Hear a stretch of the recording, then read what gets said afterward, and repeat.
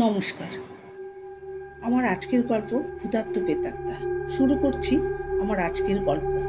গল্পটি সম্পূর্ণ কাল্পনিক। গল্পটিতে যে নামগুলো আছে সেটাও কাল্পনিক। এখানে দুটো ছেলে ও দুটো মেয়ের প্রত্যক্ষ করা কিছু ঘটনারূপে গল্পটি সাজানো হয়েছে। ওদের মুখের কথাগুলো আজ গল্পরূপে নিয়ে আসছি। অমলেন্দু, সোমনাথ, দিয়া ও পরিণীতা, ওরা 4 বন্ধু। সবাই পড়াশোনায় খুব ভালো। ওদের মধ্যে সোমনাথ খুবই ভালো বক্তা। তাই সোমনাথই গল্পটি বলা শুরু করলো। ওরা যেভাবে গল্পটি তুলে ধরেছিল আমি সেভাবেই গল্পটি পাঠ করছি।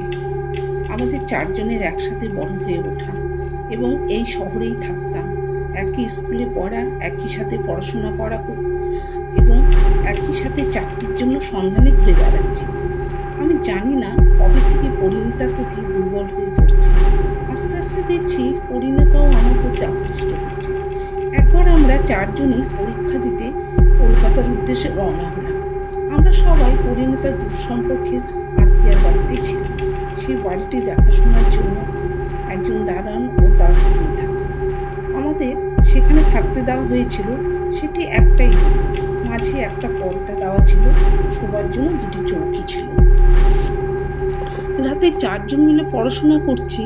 হঠাৎ জানলার দিকে তাকাতে দেখা গেল দূরে একটা বড় গাছ আর 2 জায়গায় আগুন জ্বলছে। আমরা দারোয়ানকে বললাম, ওখানে কি দেখা যাচ্ছে? দারোয়ান বলল, ওটা শ্মশান। ওখানে রোজ 2-4টে শবদেহ দাহ করা হয়ে থাকে। আমরা 4 জন একসাথে বসা। দারোয়ান ভাই খাওয়ার আনতে গেল। এমন সময় দূরে মরদেহ আনার ধ্বনি শোনা গেল, বল হরি হরি বল। আমরা সবাই সবার দিকে তাকিয়ে আছি। চৌকির পাশে জানলার দিকে দিয়া হঠাৎ চোখ গেল।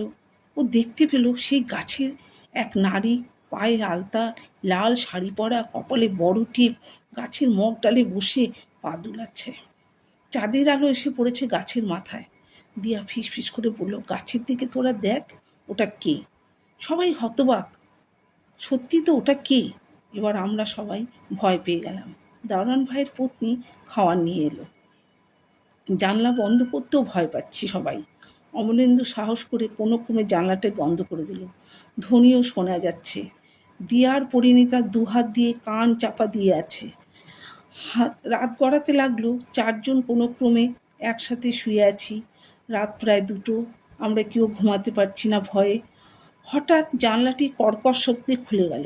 দিয়া দেখতে পেল সেই যে গাছে বসা মহিলাটি সেই জানলার বাইরে দাঁড়িয়ে আছে। আমরা সবাই হতবাক, এটা কি? সেই মহিলা বলতে লাগলো, আমি খুবই ক্ষুধার্ত, তোমরা আমায় খেতে দেবে? তারপর মহিলাটি তার মৃত্যুর কারণ বলতে লাগলো। আজ আমি রান্না করছিলাম, হঠাৎ আমার গায়ে আগুন লেগে যায়। তারপরে হয়তো আমি দেহ ছেড়ে বের হয়ে আসি। সবাই আমার দেহটি নিয়ে আসে। আমি আগে চলে এসেছি। আত্মাটি বলল, আমার আজ কিছুই খাওয়া হয়নি, আমি খুব ক্ষুধার্ত, তোমরা আমায় খেতে দেবে? সোমনাথ বলে উঠল, কি খাবে তুমি? ও বলল, ভাত খাবো, ভাত। আর যদি না দিস তাহলে কোনো দিন আমার আত্মার শান্তি হবে না। এভাবে এখানে ওখানে ঘুরে বেড়াবো। তখন সবাই বলে উঠল, কোথায় খাবে তুমি? ও বলল, ওই গাছের নিচে, আজই দিবি খাবার।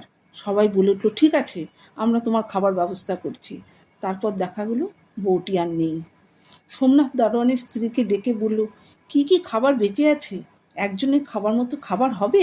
যেই বলা সেই কাজ। দারোয়ান ও দারোয়ানের স্ত্রী প্রয়াসে একটি হাঁড়িতে একজনের মতো খাবার খুব যত্ন সহকারে ও ভালোবাসা দিয়ে সাজিয়ে দিল। দারোয়ান সহ ওরা সবাই মিলে খাবারটি দিতে গেল। তখন ওরা দেখলো সেই মহিলার মতো সাজানো, পায়ে আলতা, বড় টিপ, লাল বেনারসি পরানো একটি মহিলার মৃতদেহ রাখা আছে। ওরা সবাই অবাক, হতবাক হয়ে গেল। সোমনাথ ঠিক জায়গায় খাবারটা রেখে দিল। তারপর আমরা ফিরে এলাম।